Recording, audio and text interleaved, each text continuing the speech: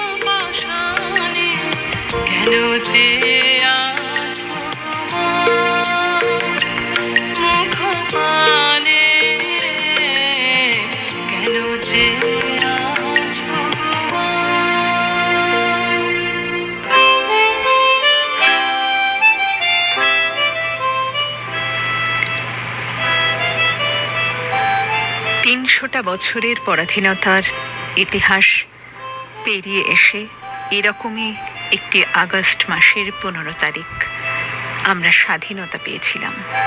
কিন্তু স্বাধীন দেশ আমাদের দিকে তাকিয়ে আর আমরা দেশের দিকে তাকিয়ে এখনো এভাবেই প্রশ্ন করি, কেন চেয়ে আছো গো মা?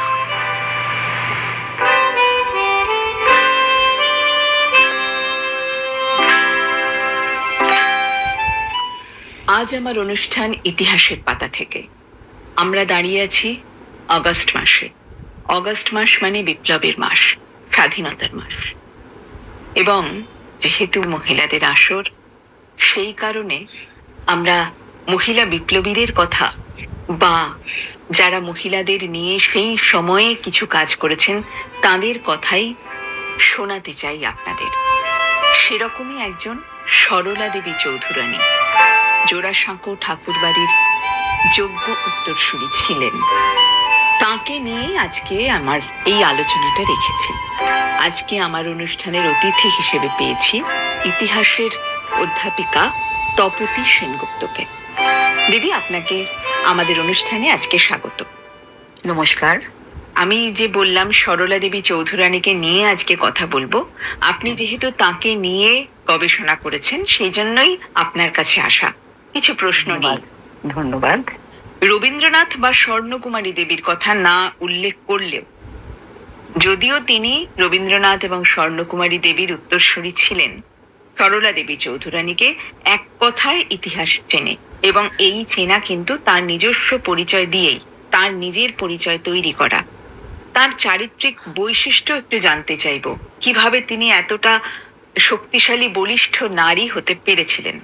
একটা কথা যে আমরা সরলা দেবীর নিজস্বতাকে তো নিশ্চয়ই মর্যাদা দেব, কিন্তু তখনকার দিনে মেয়েদের যা অবস্থা হয়েছিল তাতে হয়তো ঠাকুরবাড়ির পরিমণ্ডলে জন্ম এবং বড় হওয়া, ঠাকুরবাড়ির সঙ্গে আত্মীয়তায়, কিন্তু তার মা তো দেবেন্দ্রনাথ ঠাকুরের মেয়ে ছিলেন, কাজে তিনি দৌহিত্রী দেবেন্দ্রনাথ ঠাকুরের। কিন্তু সেই পরিবেশটা তিনি পেয়েছিলেন। পরিবেশটা ছিল এইরকম, যেখানে ধর্মীয় একটা সংস্কার আন্দোলন হয়ে গেছে। তার প্রাণ পুরুষ হলেন তার দাদামশাই দেবেন্দ্রনাথ ঠাকুর। তিনি নিজে ছিলেন জানকীনাথ ঘোষালের মেয়ে। জানকীনাথ ঘোষাল ছিলেন স্বর্ণকুমারী দেবীর স্বামী, নদিয়ার জমিদার বাড়ির ছেলে, কিন্তু অত্যন্ত স্বাধীন চেতা পুরুষ।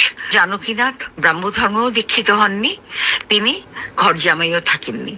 এবং পরিচিত যে আমাদের পরিমণ্ডল তখন যৌথ পরিবারের, তার থেকে বেরিয়ে গিয়ে এই ঘোষাল দম্পতি তারা কিন্তু অন্য জায়গায় স্বাধীনভাবে, যাদের আমরা এখন বলি না নিউক্লিয়ার ফ্যামিলি, যেটা সেই নিউক্লিয়ার ফ্যামিলির একটা আদর্শ যারা প্রথম প্রতিষ্ঠা করছিলেন, তার মধ্যে স্বর্ণকুমারী দেবী এবং জানকীনাথ ঘোষাল তারা বেশ বিশেষী হয়ে রইলেন। এবং কংগ্রেসের জন্ম মুহূর্ত থেকে জানকীনাথ ঘোষাল ছিলেন কংগ্রেসের সেক্রেটারি। তিনি 1913 সালে যখন মারা গেলেন সেই অবধি তিনি আজীবনই কংগ্রেসের সেক্রেটারি ছিলেন। কাজে সেই পরিমণ্ডলটা পেয়েছেন সরলা দেবী। একটা হলো ঠাকুরবাড়ির তখন প্রায় স্বর্ণযুগ বলতে পারো, তখন রয়েছেন দ্বিজেন্দ্রনাথ, জ্যোতিরিন্দ্রনাথ, তারপরে রবীন্দ্রনাথ পরে একটু পরে এলেন, তাদের একটু পরে সত্যেন্দ্রনাথ রয়েছেন, তার স্ত্রী জ্ঞানদানন্দিনী রয়েছেন। কাজী সরলা দেবী ওই পরিমণ্ডলটা পেলেন, যেখানে দেবেন্দ্রনাথ মেয়েদের জন্য বাড়িতে আলাদা স্কুল করে দিয়েছেন, বৈষ্ণবীরা এসে পড়াচ্ছে, তারপরে মেমরা এসে পড়ালো, তারপরে বটতলা, তখন তো বটতলাতেই সব বই প্রায় হতো, বটতলা থেকে বই নিয়ে তারা আসছেন, সেই বই মেয়েদের জন্য কেনা হচ্ছে। মেয়েরা যে স্কুলে পড়বে তার জন্য একটা আলাদা করে পোশাক, সে আমাদের আটপৌরে সাদাসিধে করে পরা শাড়ি যাকে আমরা বলি, সেই শাড়ি পরে তো আর স্কুলে যাওয়া যাবে না। এইগুলো নিয়ে তো ভাবনা চিন্তা হচ্ছিল, এবং এই ভাবনা চিন্তাগুলোর মধ্যে স্বর্ণকুমারী, জ্ঞানদানন্দিনী দেবী এরা বিশেষভাবে তারা সক্রিয় ছিলেন। কাজে ওই পরিমণ্ডলটা তিনি পেয়েছেন। সেখানে তার যে চিন্তাগুলো ছিল, তার ভেতরে যে পরবর্তীকালে যে প্রতিভার স্ফুরণ আমরা দেখলাম, সেটা কিন্তু ওই জল বাতাসটা পেয়েছে ওইখানেই। জন্মের সঙ্গে সঙ্গে আমাদের যে আশেপাশের পরিবেশ আমরা পাই সেটা ভীষণভাবে নির্ভর করে আমাদের চরিত্র গঠনে। সেই কারণে সরলা দেবীর চরিত্রের মধ্যে এত বলিষ্ঠতা আমরা দেখতে পাই। সেটা তিনি যে একটা কারণ। হ্যাঁ। এত স্বাধীনচেতা ছিলেন, খানিকটা হয়তো পিতার থেকেই সেটা তিনি পেয়েছিলেন। এই স্বাধীনচেতা ছিলেন বলেই একসময় তিনি, যখন কেউ ভাবতো না যে মেয়েরা কিছু কাজ করবে, সেই সময় তিনি শিক্ষিকার চাকরি নিয়ে ব্যাঙ্গালোরে চলে যান এবং তার সঙ্গে সমাজ সেবিকার কাজ করেন এবং বিবাহ করেন। এই যে দেশের জন্য কাজ করা, এই কাজ করার একটুখানি গল্পটা শুনবো, যে তিনি কিভাবে হ্যাঁ। এই জগতে এলেন, কিভাবে কাজ করলেন। আচ্ছা, এই যে তুমি কথাটা বললে যে তিনি এতে চলে গেলেন, মাইসোরে চলে গেলেন, হ্যাঁ, তার আগে বলি যে মায়ের কাছ থেকে কিন্তু সাহিত্য প্রীতি, সাহিত্য রুচি এবং কি করে একটা সম্পাদনা করতে হয়, কারণ ওদের পারিবারিক পত্রিকা ছিল ভারতী। সেই ভারতী পত্রিকার এক সময় প্রথমে দ্বিজেন্দ্রনাথ ঠাকুর ছিলেন, তারপরে স্বর্ণকুমারী দেবী হয়ে ওঠেন। তিনিও একজন অসামান্য মহিলা ছিলেন।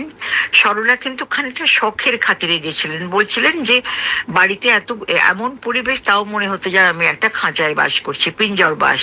সেটা তো আমরা অনেক ঊনবিংশ শতাব্দীর মেয়েদের লেখায় বারবার সেটা উঠে এসেছে। সরলা দেবীও সেটা বোধ করছিলেন। তিনি মাইসোরে গেলেন। সে মাইসোর যাওয়াটার মধ্যে নিশ্চয়ই একটা বিরাট বড় পদক্ষেপ।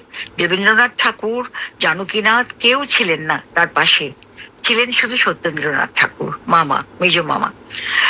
এটা গেলেন, সেখানে গিয়ে কোনো সমাজ সেবা না, সেখান থেকে নিয়ে এলেন উনি বয়স্ক মহিলারাও বিয়ের পরে তারা লেখাপড়া করছে। মহিলারা, আমরা এখন যাদের মহিলা বলছি কথাটা, তখনকার দিনে তারা কিন্তু অল্প বয়স্ক মেয়ে।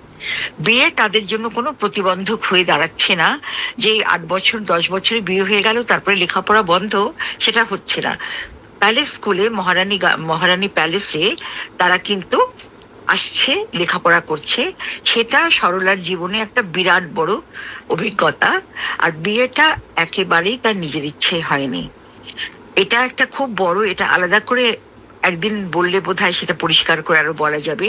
বিয়েটা একেবারেই সরলার কোন রকম মতামত না নিয়ে, তার অজ্ঞাত অবস্থায় সমস্ত ঠিক করা হয়েছিল এবং দূর পাঞ্জাবে তাকে পাঠিয়ে দেওয়া হয়েছিল। সেটার কারণ ছিল সরলা এখানে অল্প বয়স্ক ছেলেদের নিয়ে, যারা নাকি এই ব্রিটিশ শাসনে তাদের কোনো চাকরি নেই, তাদের কোনো মান নেই, রাস্তাঘাটে তারা গোড়াদের হাতে সমানে অপমানিত হচ্ছে। বাঙালির চেহারা নিয়ে বলা হচ্ছে the legs of the Bengali are the legs of a slave.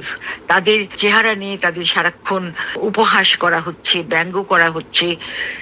এইটার বিরুদ্ধে সরলা দেবী উঠে দাঁড়িয়েছিলেন এবং তিনি তার বাড়িতে একটা ফিজিক্যাল কালচার ক্লাব করেছিলেন। এইটা সরলা দেবীর অন্যতম শ্রেষ্ঠ অবদান বাঙালি স্বদেশী আন্দোলনে। অনুসন্ধান সমিতির যে শুরু হলো, তার ভেতরেও কিন্তু সরলা দেবীর খুব বড় অবদান আছে। শ্রী অরবিন্দ নিজে তাকে বরোদা থেকে লোক পাঠিয়েছিলেন, তার কাছে দূত পাঠিয়েছিলেন যে এইবার আমরা ব্রিটিশদের বিরুদ্ধে রুখে দাঁড়াবার জন্য আমাদের দেশের যুবশক্তিকে প্রস্তুত করি। সেইটা সরলা দেবী করেছিলেন এবং তার ভেতরে তিনি একটি অন্তরঙ্গ দল করেছিলেন। সেই অন্তরঙ্গ দল যখন প্রয়োজন হবে তারা উঠে দাঁড়াবে, তারা দেশের জন্য, কাজের জন্য একদম নিবেদিত প্রাণ হবে। আর তাদের মধ্যে ছিল 6টা জিনিস: সাহস, বল, বিদ্যা, একতা, স্বাবলম্বন, স্বায়ত্ত শাসন।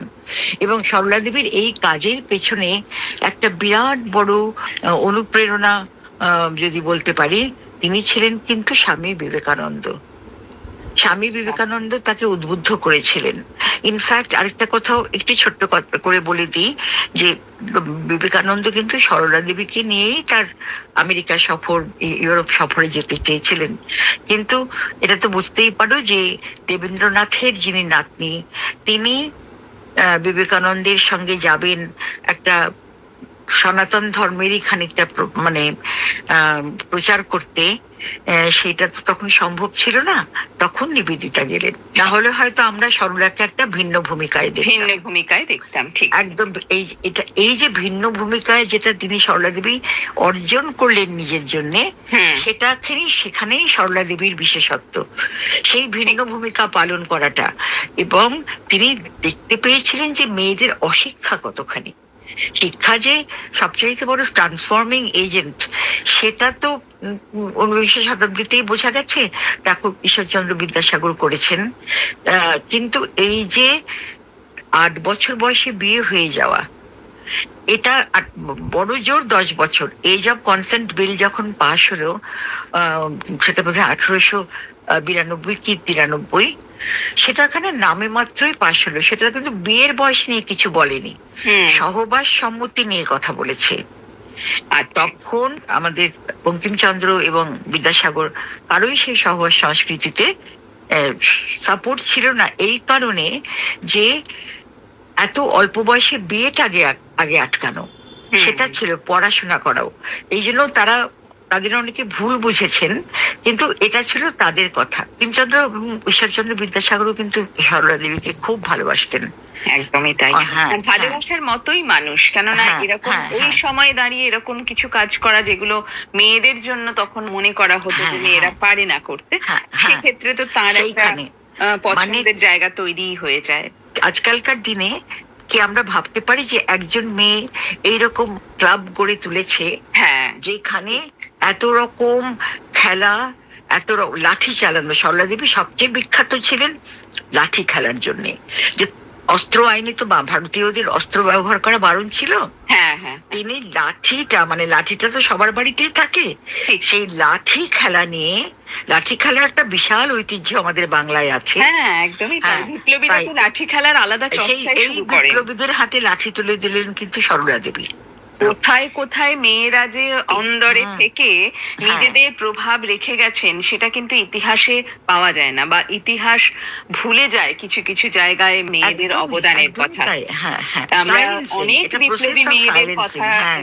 পড়েছি, কিন্তু খুব অল্প তাদের তথ্য কিন্তু ইতিহাসে খুব কম, হয়তো নামটুকুই রয়েছে, অথচ একদম হয়তো তাদের তাই। অবদান অনেক বেশি। হ্যাঁ, এই স্বাধীনতা আন্দোলনের সঙ্গে যেভাবে সরলা দেবী জড়িয়ে রয়েছিলেন, আপনি বললেন যে শুরু করেছিলেন লাঠি চালানো দিয়ে, নিজের একটা যুবশক্তি ক্লাব করেছিলেন।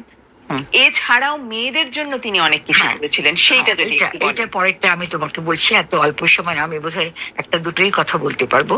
সেটা হলো যে সরলা দেবী তো চলে গেলেন, পাঞ্জাবে চলে গেলেন, এবং লাকিলি যার সঙ্গে তার বিয়ে হলো, অ্যাকচুয়ালি সরলা দেবীকে বিয়ে করে এখান থেকে না নির্বাসন দেয়া হলো, ধরে নাও। ঠিক কারণ তাই। সরলা দেবীর দাদা ছিলেন আইসিএস, জ্যোৎস্নানাথ ঘোষাল। হুম, সেই আইসিএস পরিবারের মেয়ে, মানে বোন, তিনি এই ধরনের বিপ্লবী কর্মকাণ্ডে জড়িয়ে পড়ছেন, এটা তো সরকার ভালো চোখে ভালো দেখছিলেন না। চোখে দেখছিলেন। সেই অন্য কারণে পাঞ্জাবে তখনও রাজনীতি, এই ধরো এই যে জাতীয়তাবাদী রাজনীতি, সেটা তখনও সেরকম ভাবে শিকড় গাড়েনি। ভাবলেন যে পাঞ্জাবে গেলে এগুলো বন্ধ হয়ে যাবে, কিন্তু পাঞ্জাবে গিয়ে সরলা দেবী একেবারে একটা নতুন রূপে আবির্ভূত হলেন তার স্বামীর সঙ্গে সহযোগিতায়। সেইখানে তিনি প্রথম সেখানেও সেই ক্লাব শুরু করলেন, এবং যে সরলা দেবী তো খুব ঘুরে বেড়াচ্ছেন, বিয়ের আগেও ঘুরেছেন, এবং অনেক মুসলমান পরিবারে, অনেক পার্সি পরিবারে, অ্যাংলো ইন্ডিয়ান পরিবারে তিনি বেথুন কলেজ থেকে পাশ করেছেন, পদ্মাবতী গোল্ড মেডেল পেয়েছেন গ্রাজুয়েশনে, প্রথম পদ্মাবতী গোল্ড মেডেল দেয়া হলো। তার একটা বিরাট বড় পরিমণ্ডল তৈরি হচ্ছিল আস্তে আস্তে। তখন তিনি দেখলেন যে কিবা হিন্দু কিবা মুসলমান, একমাত্র খ্রিস্টান এবং অ্যাংলো ইন্ডিয়ান বা পার্সি তারা আছে, কিন্তু এই মেয়েরা কিন্তু মাত্র 2 বছরের জন্য স্কুলে যাচ্ছে, পাঠশালায় যাচ্ছে, 4 বছরের জন্য পাঠশালায় যাচ্ছে, তারপরে তাদের বিয়ে হয়ে যাচ্ছে, তাদের আর কোনো লেখাপড়া হচ্ছে না। তখন সরলা দেবী বলি যে পর্দা সিস্টেমের জন্য, আর্লি প্রেগনেন্সির জন্য এই লেখাপড়াগুলো হচ্ছে না, এত এত তাড়াতাড়ি বিয়ে হয়ে যাচ্ছে। কিন্তু সমাজের যা অবস্থা, এই পর্দাও দূর করা যাবে না। 8 বছরের গৌরীদান তোমরা তো জানো। আর মুসলমান মেয়েরা তো সাখাওয়াত হোসেন লিখে গেছেন 5 বছর বয়স থেকে পর্দা করছে, বাড়ির ভেতরে পর্দা করছে। কেমন উনি বলেন যে পর্দা তো যাবে না। সরলা দেবী কিন্তু কোনো ইমপ্রুভমেন্টের কথা বলছেন না, সরলা দেবী কিন্তু বলছেন না মানে অন্ধকারগ্রস্ত সেটা নয়, কিন্তু তোমাদের বঞ্চনা করা হয়েছে। আমাদের যে চিরাচরিত সামাজিক জীবন, তার ভেতরে উনি একটা পরিবর্তন আনছেন, এবং পরিবর্তনটা সক্রিয় হচ্ছে, পরিবর্তনটা স্থায়ী হচ্ছে। সেটা আমি তাহলে একটা অন্তর্বিপ্লব তো বলতেই পারি, তারপরে যখন এখানে ন্যাশনাল কাউন্সিল অফ এডুকেশন হলো, জাতীয় শিক্ষা পরিষদ, তারা বলছে মেয়েদের শিক্ষা দেয়া হবে, কিন্তু সেইভাবে মেয়েদের কোনো শিক্ষা দেয়া হচ্ছে না। আর কার্যকরী বিদেশি সরকার, পদক্ষেপ কিছু নিচ্ছে না। হ্যাঁ, এবং সরলা দেবী বললেন যে সবাইকে নিয়ে করতে হবে, রানী মহারানী তাদেরও ডাকতে হবে, তাদের কাছ থেকেও আমরা সহযোগিতা চাইবো, কারণ ভারতবর্ষের 1/3 মেয়েরা রয়েছেন তো এই দেশীয় রাজ্যগুলোতে। কাজেই যারা উইলিং সেই দেশীয় রাজ্যের লোকেরাও তার সঙ্গে এলেন, হিন্দু মুসলমান সবাই এলেন। কংগ্রেস প্রথম দিকে বলেছিল হ্যাঁ আমরা থাকবো, শেষে থাকলো না। কাজেই তারা আলাদা হয়ে 700 মহিলা এলাহাবাদে কংগ্রেস অধিবেশন যেদিন শেষ হলো তার পরদিন 30শে ডিসেম্বর এলাহাবাদে তারা সৃষ্টি করলেন ভারত স্ত্রী মহামণ্ডল। এই হলো সরলা দেবীর শিক্ষা জগতে এবং মেয়েদের একত্র করার ব্যাপারে সবচাইতে বড় পদক্ষেপ। এর আগে কেউ করেনি। ওনার একটা মডেল ছিল, YWC এর মডেলটা উনি নিয়েছিলেন, যে মেয়েদের সামাজিক, অর্থনৈতিক, রাজনৈতিক এবং তাদের স্বাস্থ্য, আচ্ছা, এই অধিকারগুলো মেয়েদের দিতে হবে। তখন তিনি সোচ্চারে কিছু বলেননি, কারণ বিবেকানন্দ বলেছিলেন যে মেয়েদের জন্য কাজ করতে হলে করতে হবে খুব ধীরে, হ্যাঁ, সঙ্গোপনে এবং বেশি হইচই না করে, উইদাউট নয়েজ। এই কথা তাহলেই বাধা আসবে। হ্যাঁ, তাহলেই বাধা আসবে। হ্যাঁ হ্যাঁ, কিছু আর- কিছু ক্ষেত্রে তো মেয়েরা নিজেরাই বাধা হয়ে দাঁড়ায়। হ্যাঁ হ্যাঁ, দাঁড়ায়, কিন্তু সেটা সেই মেয়েরা কারা? আমরা যে খালি পুরুষকে দোষ দিচ্ছি সেটা নয়। প্যাট্রিয়ার্কি স্ত্রী পুরুষ মানে না। প্যাট্রিয়ার্কি একদম তাই। একটা ধারণা। হ্যাঁ, হুম। প্যাট্রিয়ার্কির মধ্যে স্ত্রী পুরুষ তাদের কোনো বিভেদ থাকে না। আচ্ছা, এই এবং- সরলা দেব একটি অর্থনৈতিক একটা কোনো প্রকল্প শুরু হ্যাঁ, করেছিলেন আমি মেয়েদের বলছিলাম নিয়ে? সরলা দেবী লক্ষ্মীর ভান্ডার তৈরি করেছিলেন। এই যে আজকে লক্ষ্মীর ভান্ডারের কথা এত শুনি, এই কথা দুটি চয়ন করেছিলেন সরলা দেবী হ্যাঁ। 1903 সনে। মেয়েদের ব্যবহারে লাগে এমন সমস্ত গৃহ সামগ্রী এবং আচ্ছা। শাড়ি ইত্যাদি, এই সমস্ত 7 নম্বর কর্নওয়ালি স্ট্রিটে উনি একটা বিপণী খুলেছিলেন। আচ্ছা, সেখানে মেয়েদের জিনিস, মেয়েদের দ্বারা তৈরি বা বাইরে থেকে আনানো, এবং মেয়েরাই বিক্রি করবে সেখানে, মহিলা আচ্ছা। পরিচালিত। আচ্ছা, কেমন করে মেয়েদের বাইরে আনছেন সেটা দেখো। হ্যাঁ, এবং তারপরে তো মহিলা শিল্পাশ্রম যখন হলো, দিদি তো সেখানে মেয়েদের থাকার ব্যবস্থাও করলেন। হুম, সেটা মধ্য কলকাতায় ছিল। হ্যাঁ, ওই যে নলিন সরকার স্ট্রিট যেখানকার পুজো এখন খুব বিখ্যাত, হ্যাঁ। এই নলিন সরকার স্ট্রিটে ছিল এই মহিলা শিল্পাশ্রম। মানে আর সমাজের প্রত্যেকটা জায়গায় ছোট্ট ছোট্ট করে ছোট্ট একটি করে তিনি পদক্ষেপ স্বাক্ষর রেখে গেছেন। স্বাক্ষর রেখে গেছেন স্বাক্ষর এবং রেখে গেছেন। পদক্ষেপ নিয়েছেন, যেটা ভবিষ্যতে আরো বড় পদক্ষেপ হয়ে মেয়েরা এগোতে হ্যাঁ, পেরেছে। আমরা এটাই। আজকেও সেই পদক্ষেপের ওপরেই দাঁড়িয়ে আছি। আজকে যদি না সেই একদম। পদক্ষেপ উনি গ্রহণ করতেন, আমরা না, আজকের হতো এই না, দিনটা হতো দেখতে না। পারতাম না। হ্যাঁ হ্যাঁ, এবং ভারতশ্রী মহামণ্ডল কি করলো, তারা শিক্ষিকা নিয়োগ করলো এবং বললেন যে একটাই মডেল হবে সারা ভারতবর্ষে, আচ্ছা, এবং অঞ্চল বিশেষে তার ভিতরে সেই অঞ্চলের যা প্রয়োজন, সেই অঞ্চলের যা ট্র্যাডিশন, সেই ট্র্যাডিশন মেনে চলা হবে। একটা ন্যাশনাল পলিসি যদি বলতে পারি আমরা, একটা জাতীয় প্রকল্প, সেটা আমরা নেব। এটা পুরোপুরি মেয়েদের দ্বারা চালিত হবে। সারা পৃথিবীর যে কোনো মেয়ে এর অংশ সদস্য হতে হতে পারে, 1 টাকা, খালি 1 টাকা দিয়ে। কিন্তু এটা চালনা করবে কিন্তু ভারতীয় মেয়েরা। এখানেই তার একটা, তুমি যে বলছো স্বাধীনতার মাস, এইভাবে তিনি বিচ্ছিন্ন করতে চাইলেন বিদেশি প্রভাব থেকে মেয়েদের শিক্ষা, এবং এই টিচাররা বাড়ি বাড়ি যাবে। দুটো আচ্ছা। মডেল ছিল, ডোর টু ডোর মডেল ছিল একটা, আর একটা ছিল সেন্ট্রাল গ্যাদারিং, কেন্দ্রীয় সমাবেশ, এবং ঘরে ঘরে গিয়ে মেয়েরা যাবে। তার জন্য কিছু মেয়েকে শিক্ষা নিতে হবে। এইখানে লাহোরে তো হলোই, এলাহাবাদে হলো, অনেক জায়গায় হলো, আর আমাদের কলকাতাতেও হলো। ভারতশ্রী মহামণ্ডলের প্রথমে মহারানী সুনীতি দেবী তার প্রেসিডেন্ট ছিলেন, অনেক নারী রানী মহারানীরা ছিলেন, সঙ্গে যারা প্রখ্যাত, সমাজে প্রখ্যাত পুরুষ মানুষ তাদের স্ত্রীরা ছিলেন। এটা একটা মুভমেন্ট বলা এটা যেতে একটা পারে। মুভমেন্ট। এটা একটা কিন্তু এই ভারতশ্রী মহামণ্ডল মুভমেন্ট তখন শুরু হলেও এখনো পর্যন্ত মেয়েরা লড়াই করছে। কিন্তু আমরা এখন যেটার জন্য লড়াই করব সেটা হচ্ছে সময়ের সঙ্গে।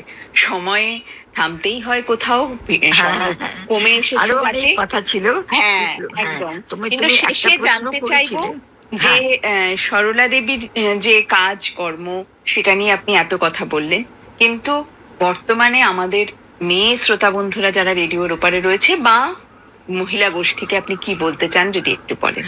আমি বলতে চাইছি যে আমরা না প্রত্যেকে যদি একটু করে কিছু করি। দেখো, আমি যখন কলেজে পড়াতাম আমি মেয়েদের বলতাম যে 5টি মেয়েকে তোমরা স্বাক্ষর করবে, 5টি মেয়েকে স্বাক্ষর করবে, একটি মেয়েকে এমন সাক্ষরতা যেটা তাদের স্বনির্ভর করবে, এবং জীবনে একটি মেয়ের যতটা পারো দায়িত্ব নিও। এই জন্য আমাদের খুব বেশি ঘুরতে হয় না। এখনো আমাদের মেয়েদের যে অবস্থা, তাতে আমরা এরকম মেয়ে অনেক পেয়ে যাই। একদম। তাদের এই যে আপনার কথা, স্বনির্ভর করো। হ্যাঁ, আপনি যে পরামর্শ দিলেন, এই পরামর্শটা সত্যি আমাদের মাথায় করে রাখার মতো পরামর্শ। যদি আমরা করতে পারি, সমাজে আমাদের অনেকখানি অবদান রাখতে পারবো। সবাই এসেছি পৃথিবীতে, কিছু অবদান তো রাখার দায়িত্ব আমাদের হয়। দিদি, খুব ভালো লাগলো আপনার অনেক ধন্যবাদ। একদম, অনেক জায়গায় আলো ফেলা গেল না, অনেক জায়গাটা আমরা বুঝতে পারলাম না আজ। আবার নিশ্চয়ই ভবিষ্যতে কোনোদিন তাকে নিয়ে আবার আমরা আলোচনায় বসবো। অবশ্যই। আজকের জন্য আপনি এতটা সময় দিলেন, আমাদের তরফ থেকে কৃতজ্ঞতা রইল আপনার জন্য, এবং ধন্যবাদ। ধন্যবাদ, তোমাকেও ধন্যবাদ। নমস্কার। সবাই ভালো থেকো। হ্যাঁ।